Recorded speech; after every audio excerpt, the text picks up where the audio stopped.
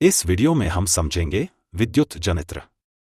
विद्युत जनित्र एक यंत्र है जो यांत्रिक ऊर्जा को विद्युत ऊर्जा में परिवर्तित करता है।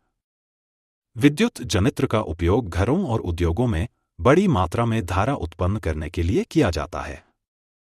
आइए अब समझते हैं कि विद्युत जनित्र कैसे कार्य करता है।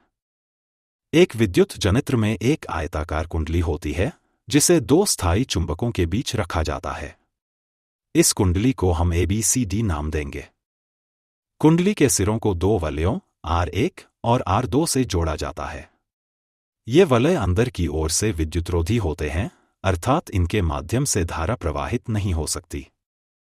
दो चालक स्थिर ब्रश B1 और B2 वलयों R1 और R2 के साथ लगाए गए हैं। ब्रशों के बाहरी सिरे गैल्वेनोमीटर से जुड़े होते हैं जो परिपथ में प्रवाहित होने वाली धारा को दर्शाता है। दोनों वलय R1 और R2 अंदर से धुरी से जुड़े होते हैं। धुरी को घुमाने के लिए यांत्रिक ऊर्जा की आवश्यकता होती है, जिसके लिए धुरी को बाहरी ऊर्जा स्रोत से जोड़ा जाता है। यह ऊर्जा स्रोत कोई भाप इंजन हो सकता है जिससे यांत्रिक ऊर्जा उत्पन्न की जा सकती है।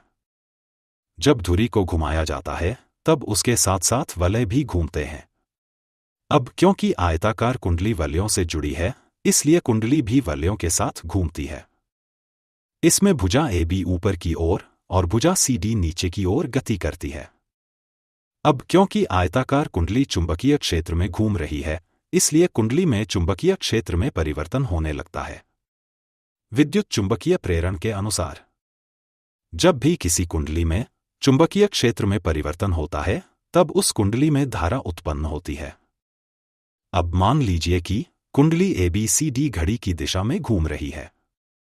फ्लेमिंग का दायां हाथ नियम लागू करने पर हम पाते हैं कि बल ऊपर की ओर कार्य कर रहा है।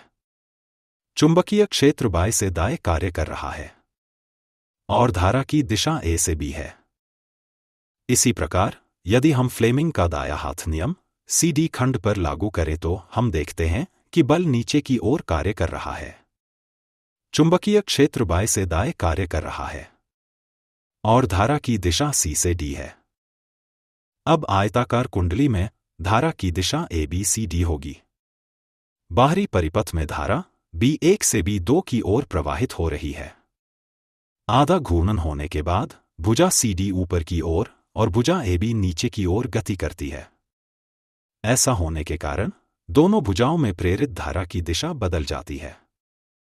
धारा की दिशा बदलने पर कुंडली में धारा की दिशा DCBA हो जाती है। अब बाहरी परिपथ में धारा की दिशा B1 से B2 होती है। हर एक आधे घूर्णन के बाद आयताकार भुजाओं में धारा की ध्रुवीयता बदलती है।